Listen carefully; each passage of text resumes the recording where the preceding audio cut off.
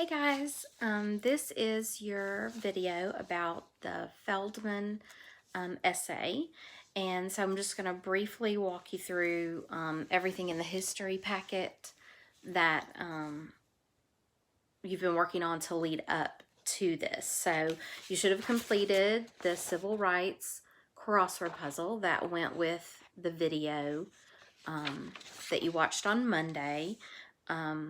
About the Civil Rights Act and Rosa Parks and Martin Luther King Jr. If you need a word bank for the civil rights crossword, I'm going to send that to you in case you got stuck on any of them. So I'll be sending that. Then hopefully you have read this article, the Montgomery Bus Boycott. It was taken from Khan Academy website.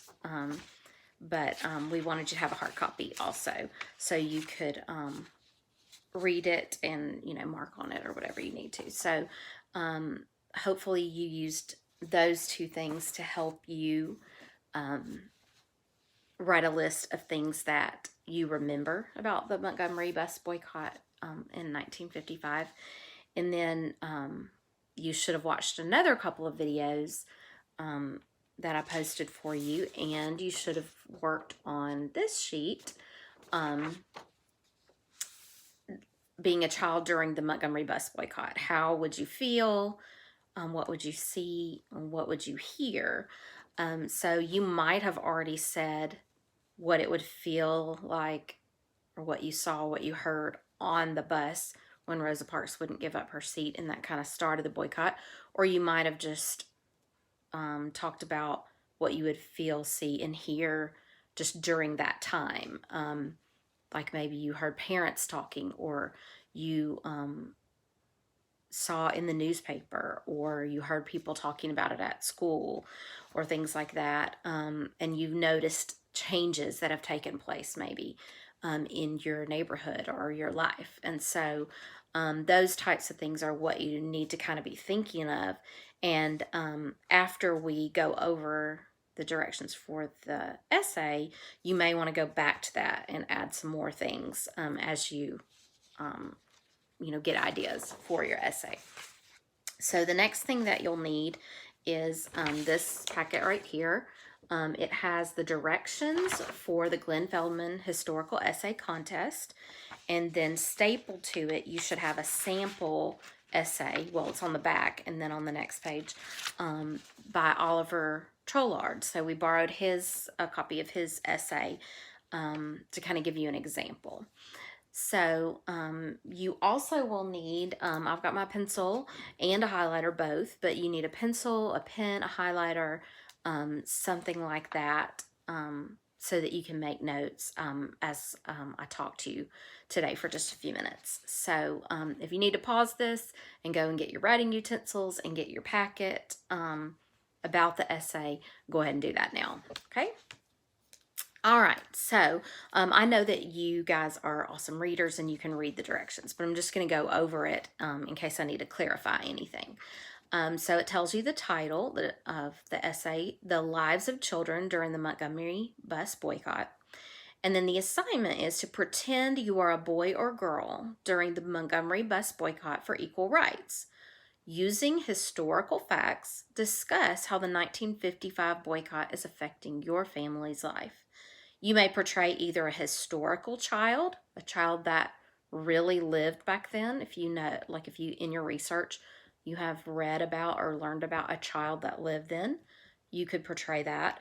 Or you could just make a fictional child. You could just say, I'm just a kid that lived during this time period, and here's what happened to me. And you would write a fictional story about that part.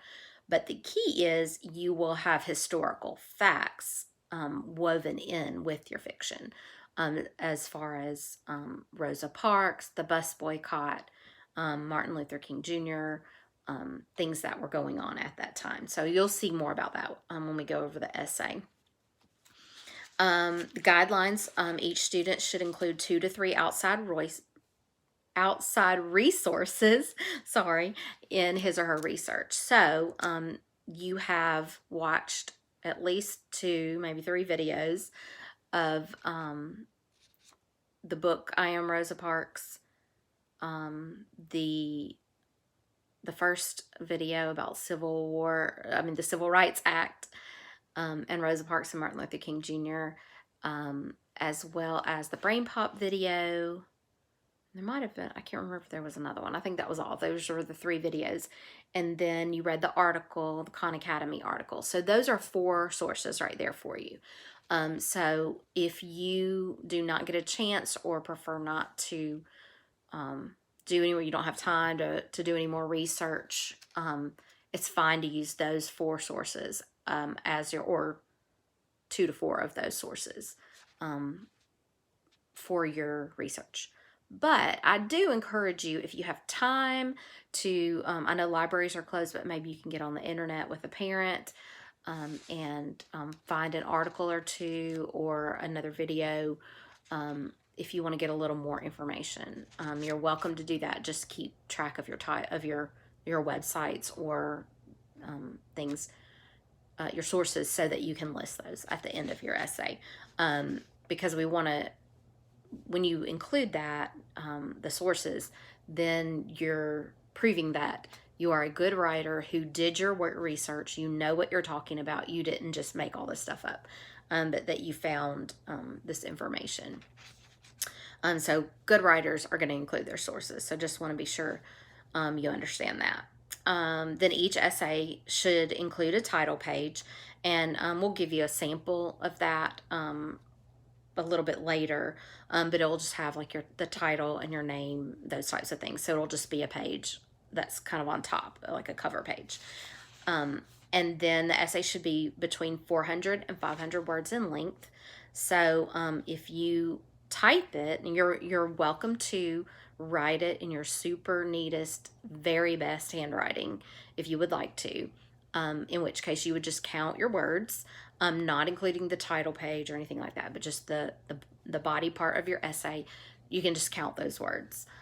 If you decide to type it, which is fine, if you're like in a Word document, it will show you your word count on there, and so that will help you keep up with your words as well. But let's say you finish writing and you're at 300 or 350, then you know I need to add a little bit more. But if you count your words and you've got like more than 500, you want to go back and say, well, there's some things I could cut out that aren't as important, you know. The final copy of the essay is due Wednesday, May 6th. So I would like for you, as soon as you finish watching this video, to go ahead and start on your rough draft and work on it a little bit for the next couple of days.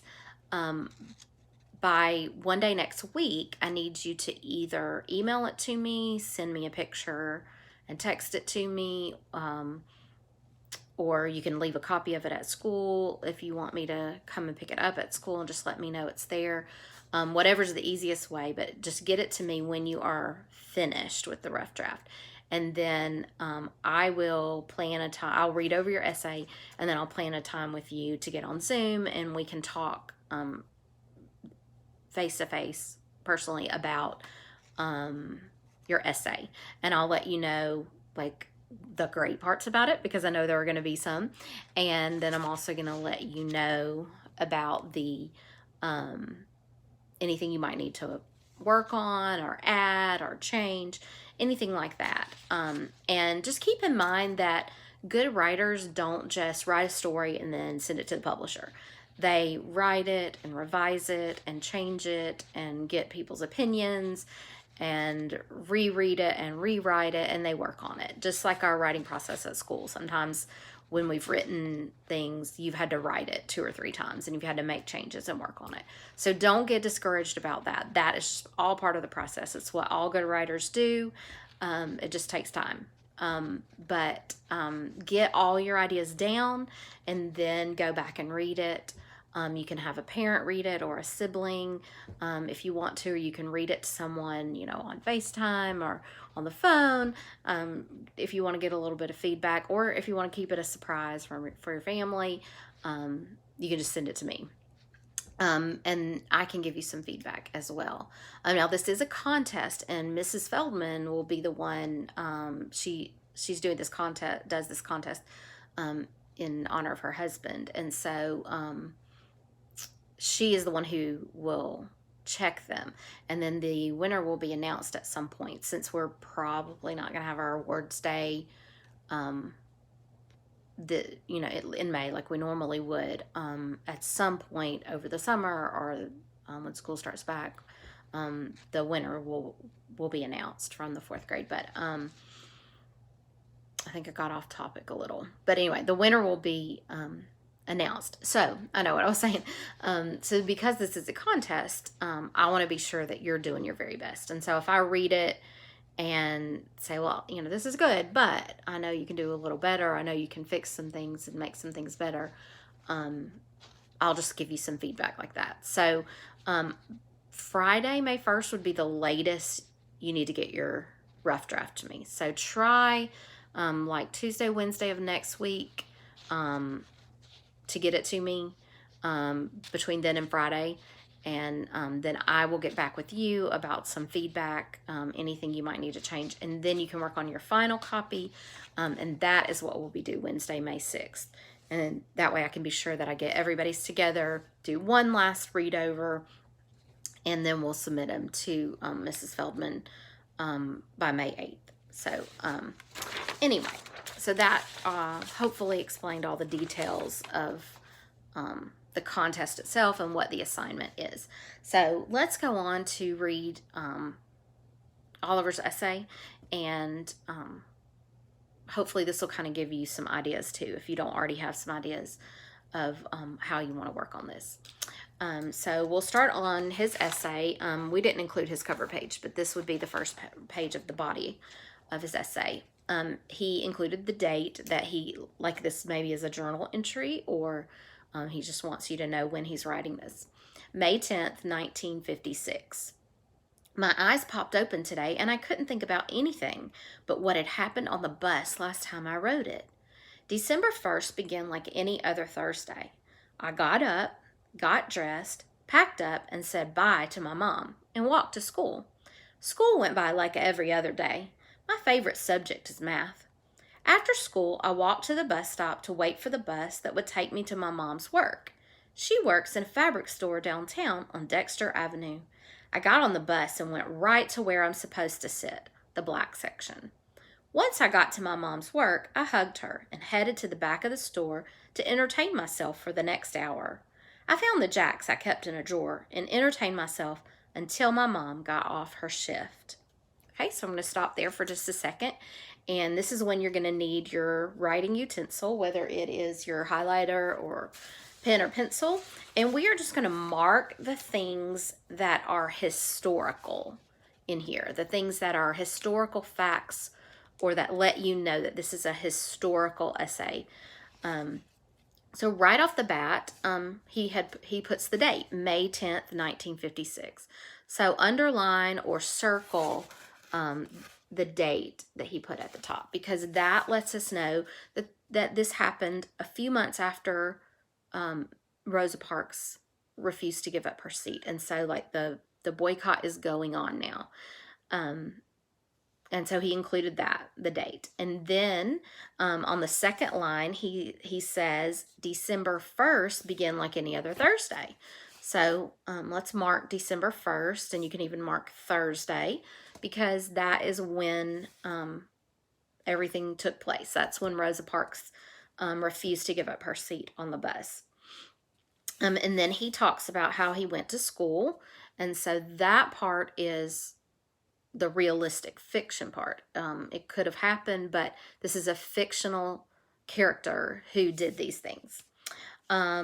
He tells about school a little bit, that his favorite subject, and those types of things. And he does say that he walked to school, and many children now either take a bus to school or their parents take them in the car. A few kids walk, a few kids may ride their bikes, things like that. But back then, in the 50s, almost every child would have been walking to school. So you might want to mark that he walked to school. So that made it very realistic and historical for this time period. Then he says after school, he walked to the bus stop to go to his mom's work. She works in a fabric store downtown on Dexter Avenue. And as you know from studying our Alabama history and going on our field trip to Montgomery, we know that Dexter Avenue is a real place in the city of Montgomery. And so that gives us the clue. Even if you didn't know this was going to be about the Montgomery bus boycott, that lets you know Dexter Avenue is in Montgomery. So you see, I'm marking all of these things that are historically accurate for this time period and for the things that are happening. Then he says, I got on the bus and went right to where I'm supposed to sit, the black section. So that lets us know that he is a black child and that he sat in the section of the bus that was for blacks. So that also lets you know that this was at the time of, remember what it's called? Segregation, where blacks and whites were separated. They had to segregate themselves or separate themselves. So there was a white section on the bus in the front and a black section in the back. Then he says, once I got to my mom's work, I hugged her and headed to the back. And he says he played with jacks. So he didn't say, I got out my iPad and played Fortnite. He said he played jacks. And so that is also historically accurate for that time period. So you might want to do a little research about the types of things that children did during this time. And so when you're writing your essay, you may want to say, you know, I was jumping rope or doing whatever activities that a child might do during that time. And so that would be a good thing for you to research. So if you want to make a little note on here to research children's activities or children's games in the 1950s. So I put that over here. Research children's games in the 1950s. I'll put that because the 1950s is a much different time period than what we're living in right now. So you may want to include that just to give you some more historical accuracy for that. Okay, let's go ahead now to the next paragraph. At 5 o'clock, we gathered up our stuff and headed to the bus stop to take us home. And a lot of people that didn't may not have had cars.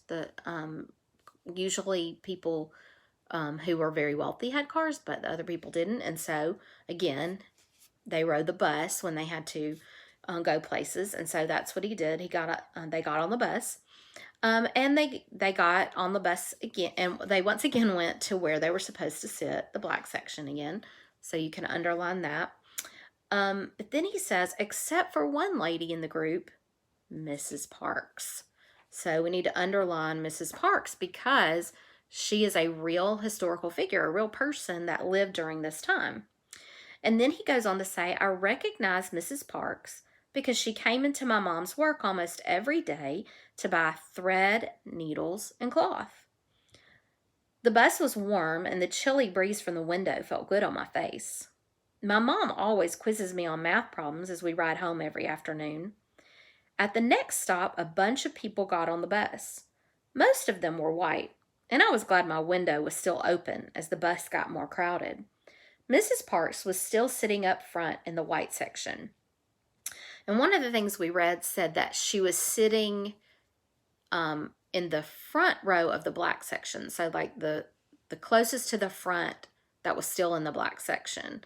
But the rule was not only did blacks have to sit in the back, whites had to sit in the front, but if all the white section got full, the blacks had to get up and give their seats to the whites. And they just had to stand or, you know, try to squeeze in further back and just hold on.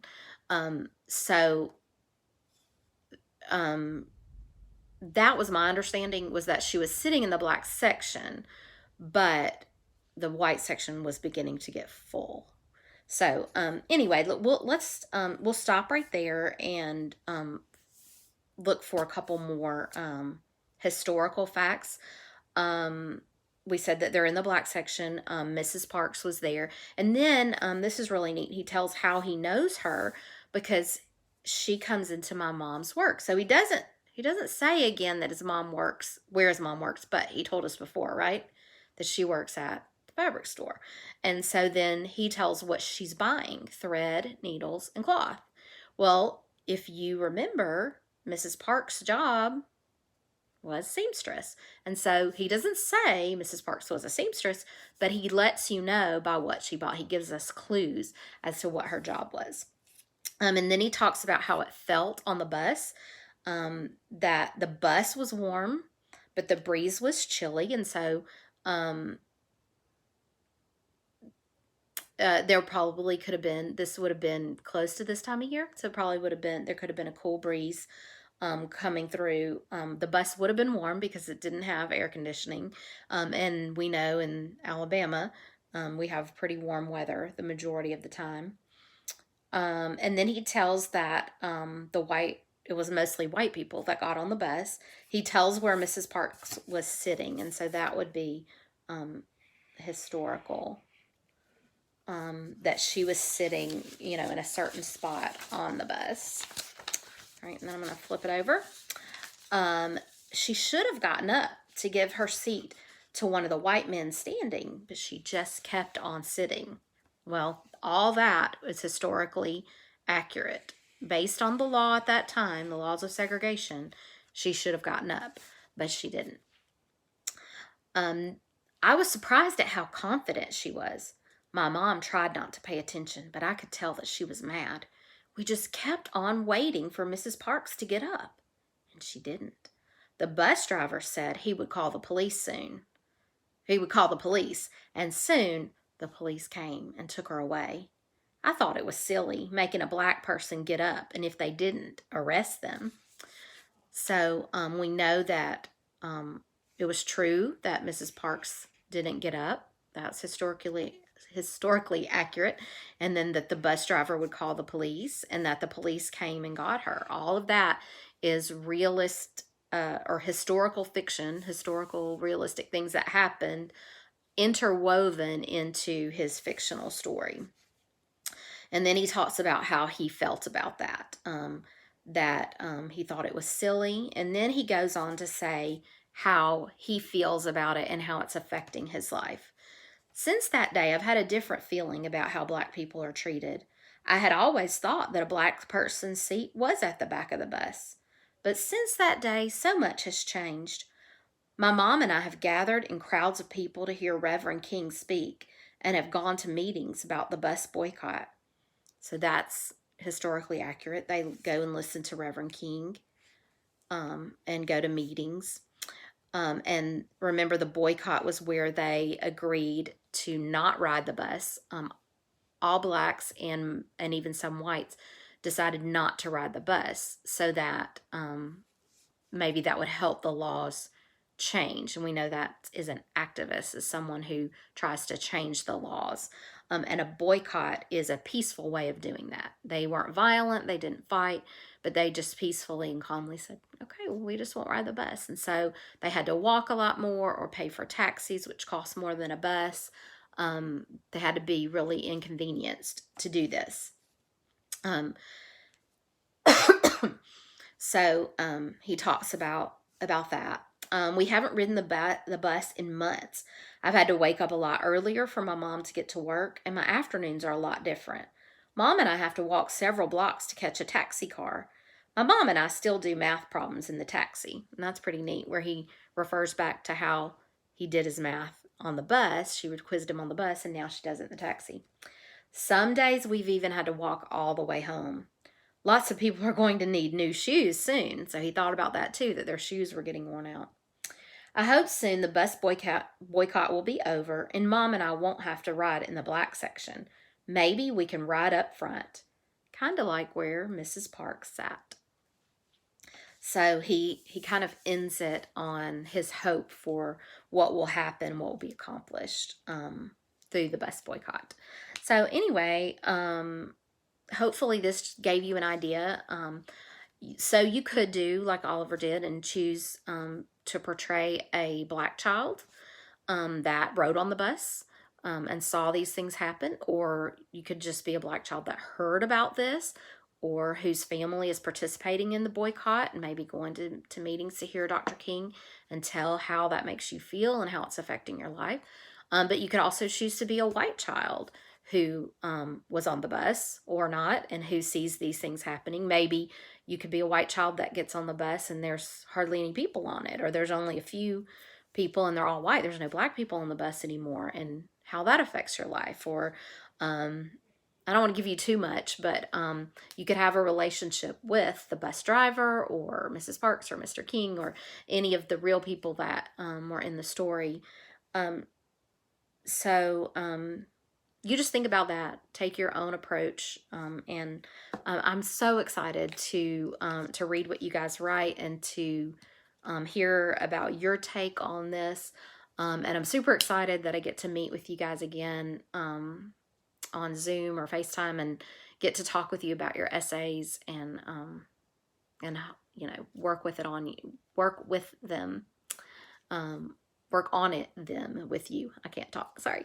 But anyway, so this is obviously going to be different than when we work on things at school and you can just come up to my desk or I can come to your desk and we can talk about it. But we're going to make it work. So I'm super excited that we still get to do this essay, and it's an exciting topic, a historical time that things changed. So anyway, I hope you guys are doing great. I love you and I miss you, and I can't wait to hear that you are ready to talk about your rough draft.